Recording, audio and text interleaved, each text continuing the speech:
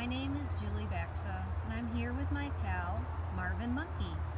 Today we're going to show you a cool new way to paint a picture. Not with a paintbrush and not with your finger, but with using a fork. So what supplies will you need to make your fork painting? Well, you'll need some forks. You'll also need a few different colors of paint. You'll need some paper that you can use to make your painting. And I have a couple paper plates that I'm going to put my paints on to dip my fork into.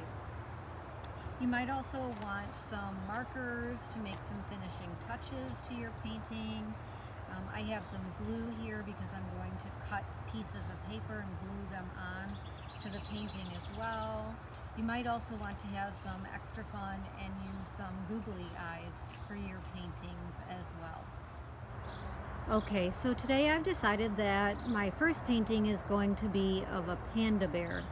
So I have my white and black paint. I have two forks, one for the white paint and one for the black paint. I'm going to need my googly eyes, some glue, some scissors and a marker, as well as purple paper for the background and black paper to make the accents for the eyes and the nose. Okay, now that you have all your supplies ready, what you should know is that you can create different types of lines and textures with your fork and your paint. So for example, if you want to start with the panda's face and you want to make short lines, you just dip the tip of the fork into the paint and it will make shorter lines. If you are to the point of your panda's face that you want to make longer lines by dragging your fork, then you can dip your entire fork in and even rock it back onto the end of the fork to make those long lines on your paper. So depending on which part of your picture you're working on, you might just dip the tip and make short lines, or you might want long lines. All right, I'm going to go ahead and get started. All right, I'm pretty happy with the shape of my panda's head so far. It's round, it's perfect for me.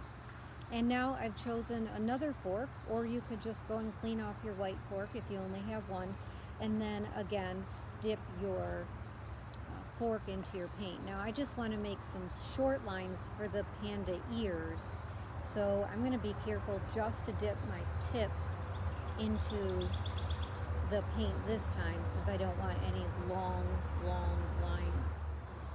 So now I'm going to use my scissors and I'm going to cut out some shapes to make the panda eyes, and I'm going to glue the googly eyes right onto those shapes.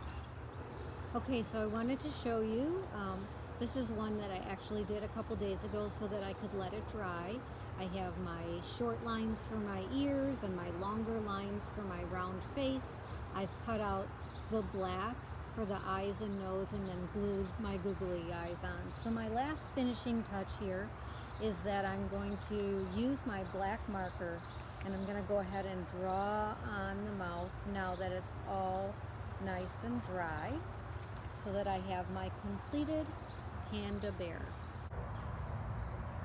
Here's our panda painting from today and a few other fun ideas that you can try with fork painting at home. Marvin and I hope that you enjoyed our video today.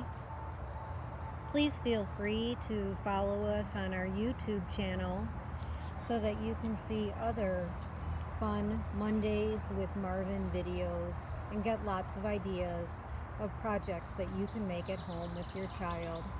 Thanks so much for watching.